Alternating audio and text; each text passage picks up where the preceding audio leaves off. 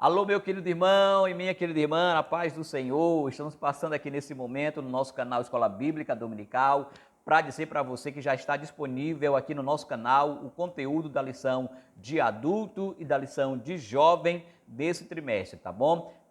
E por isso eu quero convidar você a vir aqui e conferir esse material que será enriquecedor para a sua aula no próximo domingo, dia 20, tá bom? A nossa lição de adulto, ela vai estar trabalhando o tema A Lei e os Evangelhos Revelam Jesus, tá certo? E a lição de jovem vai estar trabalhando a lição de número 8 também, com o tema O Quinto Sinal, Jesus anda sobre o mar, tá bom? Então vem aqui no nosso canal, não perca tempo, se inscreva, deixe o seu comentário, deixe o seu like, tá certo? Você fazendo isso, o YouTube vai entender que esse conteúdo é importante e vai fazer com que ele chegue a mais pessoas, tá bom? E eu quero também, nesta oportunidade, fazer um convite especial a todos os nossos professores, a todos os nossos coordenadores, a todos os nossos secretários, né?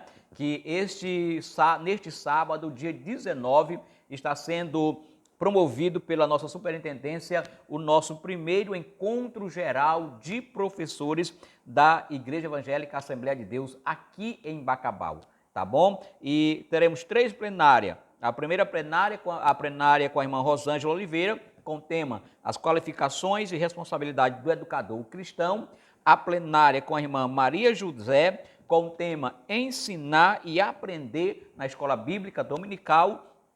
E a plenária com a irmã Nilda Lima, com o tema Liderança Cristã e Trabalho em Equipe. Portanto, você, professor da Escola Dominical, é o nosso convidado especial. E você também da nossa região aqui circunvizinha, da cidade de Bacabal, que queira estar conosco, também é o nosso convidado especial para estarmos aprendendo, estarmos nos qualificando para melhor exercer o nosso magistério cristão, tá bom? Um forte abraço, fique com Deus e até a próxima semana. Fique agora com o comentarista da lição de adulto, professor e pastor Elcio Rodrigues, comentando a lição de número 8, A Lei e os Evangelhos Revelam Jesus. Tchau e até a próxima semana com novos conteúdos aqui no nosso canal.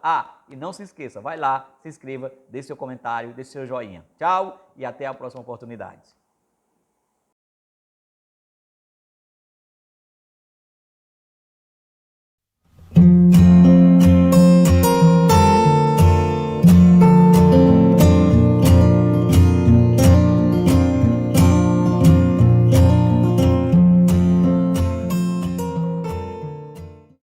A paz de nosso Senhor e Salvador Jesus Cristo e bem-vindos para o estudo de mais uma lição da Escola Bíblica Dominical. Hoje estudaremos a lição 8 com o seguinte tema: A Lei e os Evangelhos Revelam Jesus. Texto áudio: Ouve Israel, o Senhor nosso Deus é o único Senhor. Deuteronômio capítulo 6, verso 4. Verdade prática: a lei não salva, mas esboça o plano da redenção em Cristo confirmado nos Evangelhos. Leitura bíblica em classe: Deuteronômio, capítulo 6, de 4 a 9, Lucas, capítulo 1, versos de 1 ao 4. Nesta lição estudaremos a relação entre a lei e a mensagem do Evangelho. Veremos que a lei de Deus, dada por intermédio de Moisés, tem basicamente 4 funções. Primeiro, revelar a absoluta santidade de Deus. Segundo, revelar a completa justiça de Deus. Terceiro, revelar a verdadeira natureza do pecado. E quarto, era a função da lei apontar o plano da salvação por meio da fé em Jesus Cristo. Ponto de número 1. O Pentateuco, a lei de Deus. Os 5 livros da lei.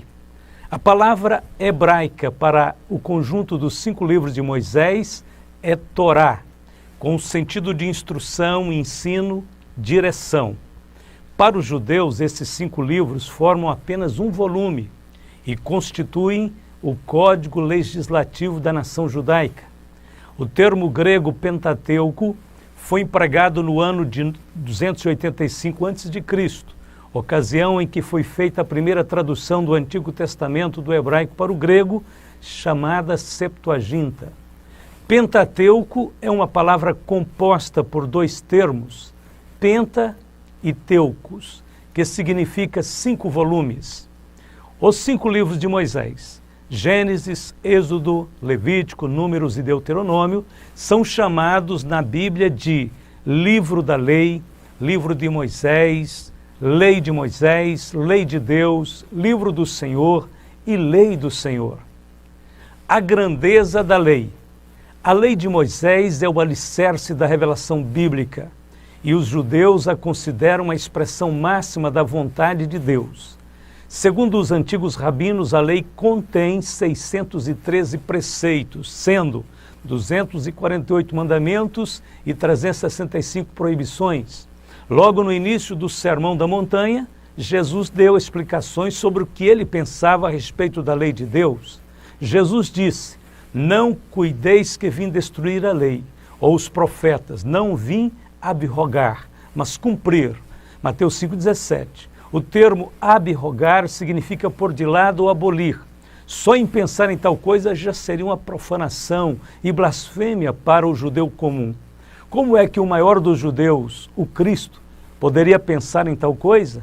Se Moisés e os profetas exaltaram e glorificaram a Deus, se esforçando para viver em obediência, o Messias deveria ser ainda maior do que Moisés e todos os profetas, e não contrário a estes. Lembremos-nos igualmente que Cristo era o coautor da lei em comunhão com o Pai. Pelo que, irmãos santos, participantes da vocação celestial, considerai a Jesus Cristo apóstolo e sumo sacerdote da nossa confissão, sendo fiel ao que o constituiu, como também o foi Moisés em toda a sua casa, porque ele é tido por digno de tanto maior glória do que Moisés, quanto maior honra do que a casa tem aquele que a edificou, porque toda casa é edificada por alguém, mas o que edificou todas as coisas é Deus, aos Hebreus 3, de 1 ao 4. Vemos, portanto, que Jesus, como o filho do dono da casa, não tinha intenções de abolir ou cancelar a lei de Deus. Ele veio para cumprir todos os preceitos do Senhor. A expressão a lei e os profetas era um termo comumente usado para todo o Antigo Testamento. Se Jesus não tivesse honrado toda a lei de Deus com a sua obediência e submissão, ele jamais poderia ser o nosso Salvador. O primeiro sentido da palavra cumprir é a de obedecer completamente. O segundo sentido é o de aumentar ou ampliar o sentido interpretativo do Antigo Testamento. Jesus não somente obedeceu a todos os mandamentos, bem como também cumpriu as profecias relativas à sua própria pessoa. Sendo superior a Moisés, aumentou e aperfeiçoou o sistema, as doutrinas e as experiências espirituais contidas no Antigo Testamento. Ele escreveu a sua lei em nossos corações e trouxe-nos o princípio da graça, da justificação e da regeneração pela fé. Essas coisas eram prefiguradas na lei, mas não efetuadas enquanto o Messias não viesse. Porque, em verdade vos digo que até que o céu e a terra passem, nem um jota ou um tio se omitirá da lei, sem que tudo seja cumprido. Mateus 5,18. Aqui está outro importante conceito de Jesus sobre a imutabilidade e a eternidade da lei de Deus. Até que o céu e a terra passem. Isto subentende que a lei e os profetas jamais seriam revogados, porque, segundo a doutrina judaica, o céu e a terra são eternos. Paulo complementa dizendo que a lei é santa e o mandamento santo, justo e bom. Romanos 7,12. A lei e a fé cristã. Como falamos na introdução, a lei de Deus tem algumas funções específicas dentro do plano da salvação. Por meio da lei conhecemos a verdadeira natureza depravada do pecado. Por meio da lei, vemos a nossa total insuficiência de justiça e a nossa completa falência moral. A lei nos faz sentir a necessidade da graça de Deus. E a lei nos serve de condutor para nos levar a Cristo. De acordo com a doutrina do Senhor, por meio de Paulo, a lei encerrou todos os seres humanos debaixo do pecado, e ninguém poderia ser salvo pelas obras da lei. Sabendo que o homem não é justificado pelas obras da lei, mas pela fé em Jesus Cristo, temos também crido em Jesus Cristo, para sermos justificados pela fé de Cristo, e não pelas obras da lei. Porquanto pelas obras da lei, nenhuma carne será justificada. Gálatas 2,16. Depois que a lei cumpre a função de nos mostrar quão perversos somos, ela nos apresenta Cristo, o único que pode nos salvar. Porque o fim da lei é Cristo para a justiça de todo aquele que crê. Romanos 10, verso 4. Ponto de número 2. Os evangelhos. A mensagem de Cristo. O conceito de evangelho. A palavra portuguesa evangelho é uma transliteração do termo grego euangelion, que significa boas novas ou boas notícias. Os primeiros 3 evangelhos são chamados sinóticos, porque fornecem uma sinopse ou uma vista geral dos mesmos acontecimentos e têm um plano comum. O Evangelho de João está escrito em uma base inteiramente diferente. Os sinóticos têm uma mensagem evangélica dirigida especialmente aos homens naturais. O Evangelho de João tem uma mensagem dirigida especialmente aos homens espirituais, à igreja.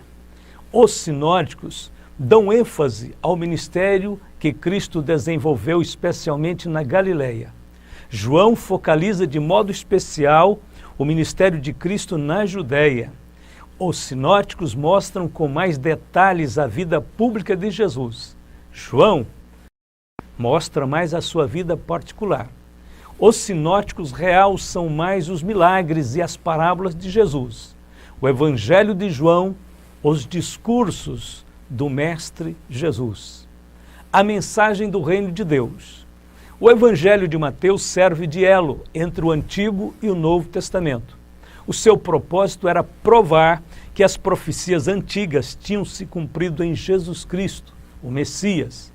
Enquanto Marcos faz 49 citações do Velho Testamento, Lucas 80, João 33, Mateus faz 93 citações. A declaração, tudo isto aconteceu para que se cumprisse o que foi dito da parte do Senhor pelo profeta, repetidas vezes mencionada em Mateus. Esta frase ocorre pelo menos 16 vezes e o termo reino dos céus aparece 33 vezes. No primeiro capítulo temos a descendência real de Cristo. Ele é o legítimo descendente de Davi. No capítulo 2, os magos vieram do Oriente à procura do rei dos judeus. No terceiro capítulo, Mateus descreve o arauto do rei, proclamando que o reino está próximo. A primeira mensagem de Cristo é uma afirmativa da chegada deste reino. Desde então começou Jesus a pregar e a dizer, arrependei-vos, porque é chegado o reino dos céus, Mateus 4,17. O sermão da montanha são as leis que regem este reino. Os milagres de Cristo são suas credenciais. Suas parábolas são intituladas os mistérios do reino. Mateus declara que Jesus foi chamado filho de Davi, mesmo fora do país, Mateus 15, 21 e 22. A sua entrada triunfal em Jerusalém foi registrada como cumprimento da profecia de Zacarias 9, verso 9, que fala do rei de Israel, o Messias. Diante de seus acusadores, Cristo declarou que voltaria em glória para reinar neste mundo. No momento de sua morte, fenderam-se as rochas, a terra tremeu e os mortos ressuscitaram. Sua ressurreição foi com grande poder. As afirmações do Cristo ressurreto foram cheias de majestade. Ele disse, é-me dado todo o poder no céu e na terra. Sua última ordem foi dada em tom de uma conquista universal. Portanto, ide, ensinai todas as nações, Mateus 28, 19. Nos outros sinóticos, a pregação do reino também aparece como tema central da mensagem de Cristo. João enfatizou o reino nas palavras do próprio Cristo, quando declarou sobre a transcendência de seu reino. Respondeu Jesus, o meu reino não é deste mundo, se o meu reino fosse deste mundo, lutariam os meus servos para que eu não fosse entregue aos judeus. Mas agora o meu reino não é daqui. Disse-lhe, pois, Pilatos, logo tu és rei. Jesus respondeu, tu dizes que eu sou rei. Eu para isso nasci, e para isso vim ao mundo, a fim de dar testemunho da verdade. Todo aquele que é da verdade, ouve a minha voz. João 18, versos 36 e 37. De acordo com os evangelhos, as profecias messiânicas se cumpriram em Cristo. Lucas 14, 18 a 21. Jesus é apresentado como filho de Davi e o filho de Deus. Mateus capítulo 1, verso 1, Marcos capítulo 1, verso 1. Sua primeira vinda inaugura o começo do reino e requer a conversão dos pecadores. O reino anuncia a soberania de Deus sobre todas as coisas, no presente. Porque eis que o reino de Deus está entre vós, Lucas 17, 21. E no futuro, Lucas 1, 33. E reinará eternamente na casa de Jacó, e o seu reino não terá fim. A mensagem da salvação. Tudo o que está escrito nos evangelhos aponta para a salvação do Senhor por meio de Jesus Cristo. Logo no primeiro capítulo de Mateus vemos 3 nomes redentores aplicados ao Salvador. O primeiro nome é Cristo, Mateus 1,16, a forma grega da palavra Messias, que significa o ungido. A palavra vem do costume judaico de ungir com azeite aqueles que eram separados por Deus para uma missão específica.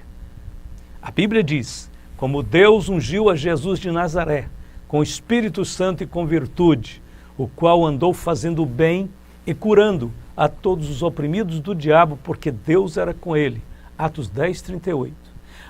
O segundo título é o nome Jesus, não é um título, é o nome Jesus, Mateus 1, 21. Do hebraico, Yeshua, que significa Jeová Salvador. E ela dará luz a um filho.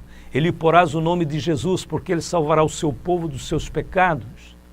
Terceiro, Emanuel, Mateus 1, 23. Palavra traduzida que quer dizer Deus conosco, que significa Deus participando de nossas experiências para nos salvar.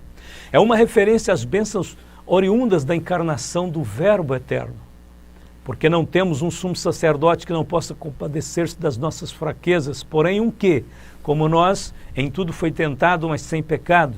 Cheguemos, pois, com confiança ao trono da graça, para que possamos alcançar misericórdia e achar graça, a fim de sermos ajudados em tempo oportuno, aos Hebreus 4, 15 e 16. Ponto de número 3. Uma mensagem transformadora. A transformação do caráter.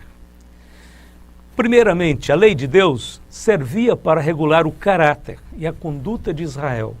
O projeto divino incluía a transformação moral e espiritual do povo escolhido, como lemos. Agora, pois, se diligentemente ouvirdes a minha voz e guardardes o meu concerto, então sereis a minha propriedade peculiar dentre todos os povos, porque toda a terra é minha. E vós me sereis reino sacerdotal e povo santo. Estas são as palavras que falarás aos filhos de Israel. Êxodo capítulo 19, versos 5 e 6. Porém, da mesma forma, o Evangelho tem o objetivo de salvar e transformar todo aquele que recebe pela fé o Senhor Jesus Cristo como Salvador. Como lemos, que quanto ao trato passado vos despojeis do velho homem, que se corrompe pelas concupiscências do engano, e vos renoveis no espírito do vosso sentido, e vos revistais do novo homem que, segundo Deus, é criado em verdadeira justiça e santidade. Paulo interpreta o Evangelho nessas palavras de Efésios 4, 22 e 24, falando da transformação. A transformação moral e espiritual do cristão só pode acontecer mediante a graça divina. Isto acontece por meio da ação do Espírito Santo e da obediência ao Evangelho. O milagre do novo nascimento introduz o salvo ao processo do crescimento espiritual, que por sua vez o faz caminhar em direção à santificação plena, que o conduzirá à glorificação no dia de Cristo. Paulo descreve que o poder transformador do Evangelho opera em nós, à medida em que fixamos os nossos olhos em Cristo. Mas todos nós, com cara descoberta, refletindo como espelho a glória do Senhor, somos transformados de glória em glória, na mesma imagem, como pelo Espírito do Senhor, segundo aos Coríntios 3,18. A restauração da família. As bases reguladoras do matrimônio e da família foram lançadas no livro de Gênesis. Ali podemos encontrar a origem divina dessa instituição que é a célula máter da sociedade. Os seus primeiros pilares são: primeiro, o casamento é uma união heterossexual, também monogâmica e indissolúvel. Porém, desde cedo, parte dos homens negligenciaram essa ordenança divina. Lameque deu início à poligamia, Gênesis 4,19. As cidades da Campina do Jordão, especialmente Sodoma e Gomorra, começaram a praticar a promiscuidade sexual, incluindo a homossexualidade, e por isso foram destruídas para servir de exemplo aos que insistem em viver impiamente, 2 Pedro 2,6.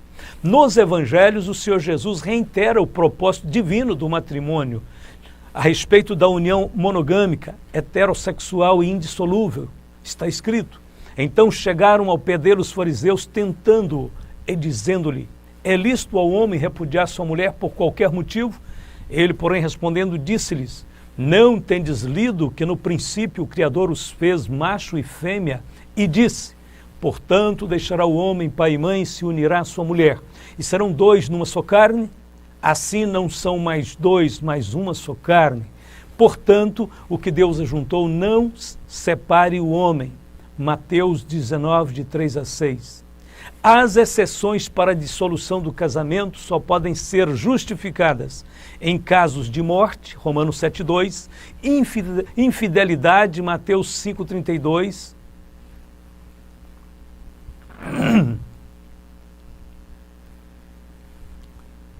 as exceções para a dissolução do casamento só podem ser justificadas em caso de morte, Romanos 7,2, infidelidade, Mateus 5,32, e deserção do lar pelo descrente, 1 aos Coríntios 7,15. Nas situações de traição e abandono, a mensagem cristã orienta que se busque o perdão e a reconciliação, caso for possível.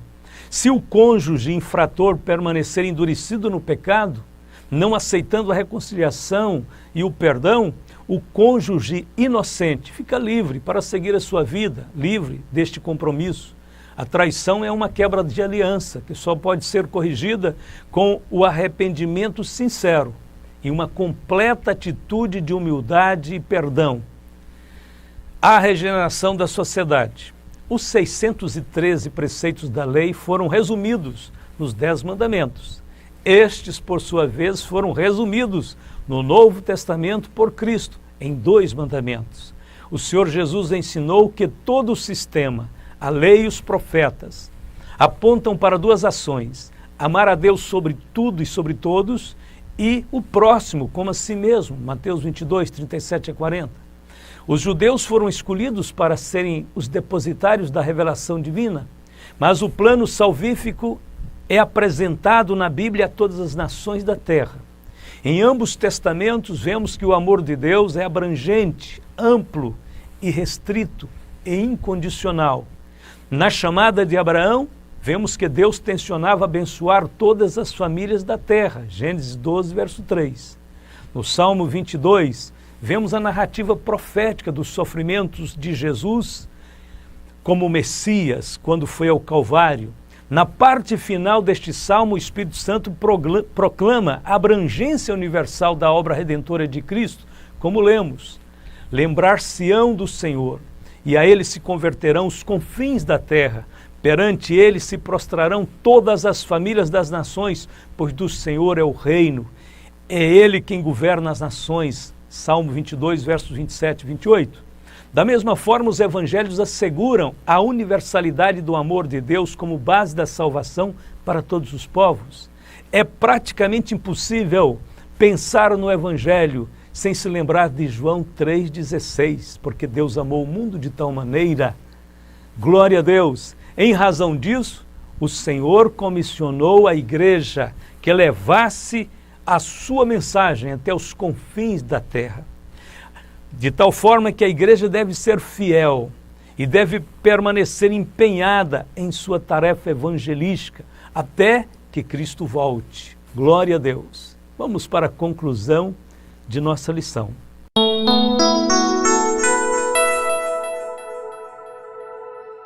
A lei aponta para Jesus. Os evangelhos revelam Jesus. Não existe qualquer contradição entre a lei e o evangelho, apenas funções diferentes. Enquanto a lei mostra o pecado, o evangelho apresenta o Salvador perfeito. A Bíblia diz: mas antes que a fé viesse, estávamos guardados debaixo da lei e encerrados para aquela fé que se havia de manifestar. De maneira que a lei nos serviu de aio para nos conduzir a Cristo, para que pela fé fôssemos justificados. Mas depois que a fé veio, já não estamos debaixo de aio, porque todos sois filhos de Deus pela fé em Cristo Jesus. Gálatas 3, 23 ao 26. O termo grego, de onde vem a palavra aio, é pedagogo. No tempo de Paulo, se referia ao mordomo da casa que conduzia a criança ao mestre. O condutor não podia acrescentar quase nada à vida da criança, mas o mestre podia. Assim também somos nós em relação à lei e à graça. Podemos dizer, porque a lei foi dada por Moisés, a graça e a verdade vieram por Jesus Cristo. Assim a lei é santa e o mandamento santo, justo e bom. Mas graças a Deus que nos dá a vitória por nosso Senhor Jesus Cristo. Glória a Deus! Se entendemos estas verdades, bem-aventurados somos. A lei cumpre o seu papel de forma perfeita, glorioso. A lei de Deus permanece para sempre no sentido de que é o padrão eterno a respeito da santidade, da justiça, da verdade. A lei continua tendo sua função principalmente com relação ao mundo ímpio, que não quebranta, que não se volta para Deus. A lei está dizendo, vocês são pecadores e o pecado receberá a justa punição. Quando o homem atenta para a mensagem da lei, ele sente necessidade de um Salvador. E aí a lei cumpriu o seu papel de levar o homem ao Salvador, a Cristo. A lei é como um espelho que pode mostrar o sujo do nosso rosto, mas não pode limpar o sujo. A graça é quem limpa o sujo, o pecado, a transgressão. A lei mostra quão deficientes somos. A graça completa a nossa vida com a justiça perfeita que vem lá da cruz. Então nós só temos que louvar e adorar a Deus pela sua lei perfeita, gloriosa, eterna, e pela graça manifesta em Cristo Jesus, acessível a todo aquele que crê. Não estamos vivendo debaixo do jugo da lei. Como disse Paulo, quando a lei terminou a sua tarefa, ela nos passou aos cuidados de Cristo. Hoje estamos aos cuidados de Jesus Cristo. Todo o nosso relacionamento com Deus é a base desta fé que temos no coração em Jesus como Senhor, Salvador, Deus como Redentor, como nosso bendito e maravilhoso Senhor Jesus Cristo. Louvamos a Deus por esta aula e terminamos por aqui com a nossa oração. Oremos. Querido Pai Celestial, te louvamos nesta hora por tudo, Senhor. Tua palavra é perfeita. Tua palavra é abrangente, Senhor. Ela tem funções diferentes. E nós descobrimos e entendemos pela Tua revelação que a Tua lei é extraordinariamente bela e maravilhosa e por ela encontramos o Salvador Jesus Cristo. Ela nos mostrou, através da Sua integridade e pureza, que nós precisávamos de um Salvador perfeito e este Salvador perfeito temos em Cristo. Obrigado, Pai, te louvamos por tudo. Abençoe a todos nossos queridos irmãos e irmãs, em nome de Jesus, hoje e sempre. Amém e amém.